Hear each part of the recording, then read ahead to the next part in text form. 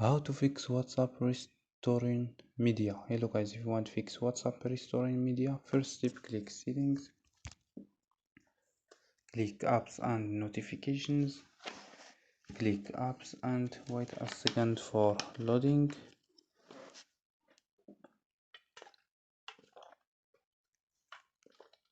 Scroll down for search WhatsApp or click here and search WhatsApp. Go to full stop and click OK, and go to storage and click clear cache. After these steps, turn off Wi-Fi and turn on your Wi-Fi. So don't forget, like and subscribe. Bye.